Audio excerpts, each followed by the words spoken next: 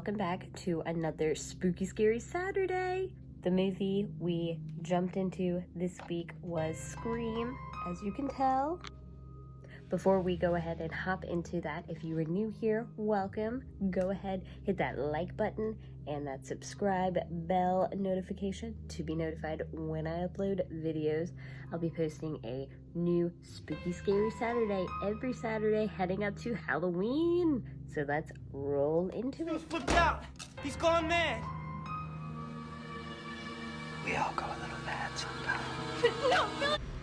Alrighty, and hopping on into it, coming out in 1996, Scream by director Wes Craven, as he was sort of reinventing himself as well as kind of the slasher genre in general, just because slashers kind of died off at the end of the 80s. Here was our 90s sort of peak into the 90s anyway, peak into the slasher sort of craze that everyone had been missing a little bit. It was also definitely credited as kind of bringing humor and comedy aspect back into the horror circuit, which it kind of had, trickled into before with some sort of satires, things like that, Rocky Horror Picture Show, but we had kind of gone away from it with the actual slasher genre, so it was cool to kind of bring the two together. And in this kind of homage to just horror cinema in general, Scream really pays tribute to all horror films that kind of paved the way for it, which was really cool to see, and almost sort of broke the fourth wall as well, kind of speaking to the audience, saying things like, if this were a horror film, I would be XYZ. Like, it was just very ahead of its time, and just, I personally love Scream for just how horror nerdy it gets, really, when you break it down. Jesus Christ, you don't know the rules? Have an aneurysm, why don't you? There are certain rules that one must abide by in order to successfully survive a horror movie. For instance, number 1, you can never have sex. No! Big no-no! Big no! I'm a dead man. Even in popcorn, sex equals death, okay? Number 2, you can never drink or do drugs. No, the sin factor. It's a sin. It's an extension of number 1. And number 3, never, ever, ever, under any circumstances say, I'll be right back. Because you won't be back. I'm getting another beer. You want one? Yeah, sure. I'll be right back. You see? For those of you who are not familiar with the slasher classic, in my opinion, Scream starts with high school student Casey Becker receiving a flirty sort of phone call from an unknown person. Also, she's played by Drew Barrymore. And has this just cringy, creepy sort of voice to it. And then you later find out, it kind of starts with this whole let's play a game, what's your favorite scary movie, and it's just really, you have some great classic moments brought into it, asking the things about horror trivia, bringing tribute to Michael Myers and Halloween, bringing tribute to all of the Friday the 13th, and, the trick question there of, oh, the killer wasn't Jason in the first one, it was actually his mother. Like, it's just very, very nerdy tribute to horror nerds out there like me, so of course we love it, and then just that kill in it really sets the stage. A year after her mother's death, Sidney Prescott, played by Neve Campbell, and her friends started experiencing some strange phone calls. They later learned the calls were coming from a crazed serial killer, and in this case, 2 crazed serial killers in a white face mask with a large black robe, the ghost face mask, looking for revenge. His phone calls usually consisted of many questions, the main one being, what's your favorite scary movie, along with much more scary movie trivia, ending with bloody pieces of innocent lives scattered around the small town of Woodsboro. So basically, you have Sydney being chased by Ghostface, and he's kind of killing off people one by one in very slasher style. And you have this big party at the very end where all my favorite things happen, because so many things. You have Randy, who, horror trivia, God, he's a huge nerd like me. If I were in the film, I would be him. He's already telling everyone they need to watch Prom Night. It would save so many clues, because Prom Night was the first to do kind of the whodunit in slasher, and so he's paying tribute to that. Really? Why'd the cops let him go, smart guy? Because obviously they don't watch enough movies. This is standard horror movie stuff. Prom Night revisited, man. If they'd watch Prom Night, they'd save time.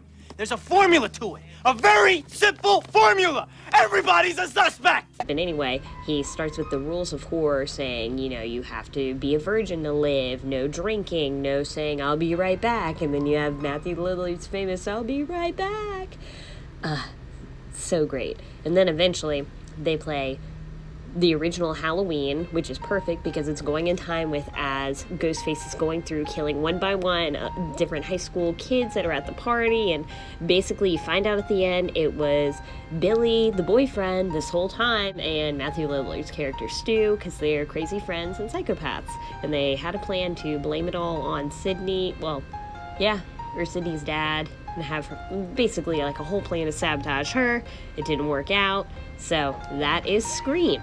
That's what you may know, but here are the few facts that you might not have.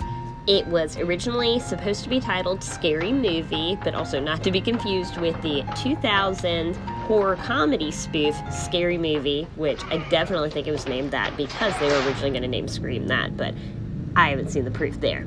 Anyway, 2. Scream was partially inspired by a real-life event, and no, it's not the one you're most likely thinking, which I thought it was. I thought it would be about Columbine, but no, Columbine happened after.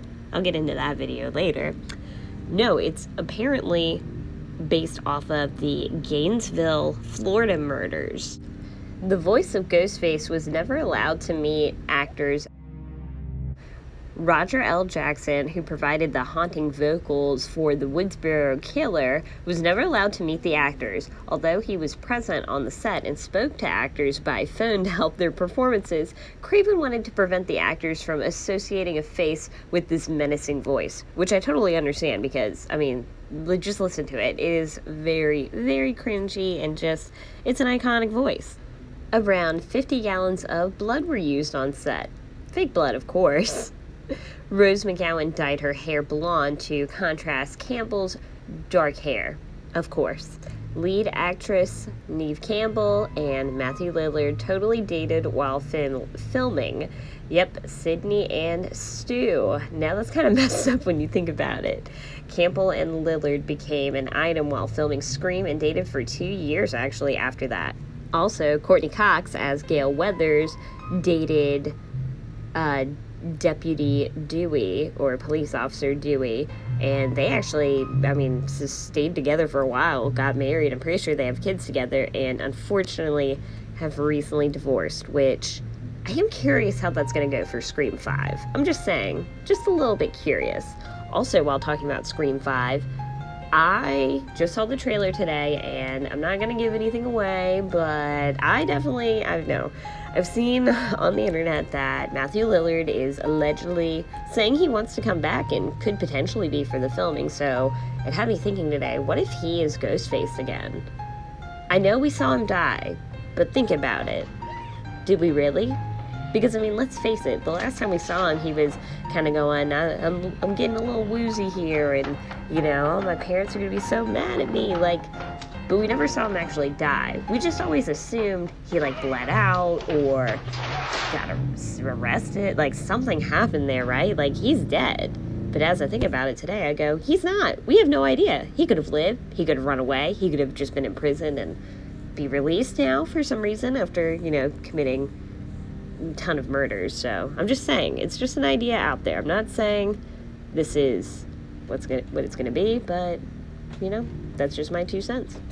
As I said earlier, I really, really love Scream. It just has so many iconic moments in it. It again just pays tribute to so many amazing horror classics. Just so many different things, so many different quotes. It's just one of my favorite scary movies. I watched it when I was in high school. I watched the fourth one. I mean, I watched all the others, but the fourth one's good, and I'm excited for the fifth one. So that is this week's Spooky Scary Saturday. Go ahead, do yourself a favor. If you're on YouTube watching this, hit the playlist kind of area and watch all my other Spooky Scary Saturdays, and then I will see you all next week. Stay spooky.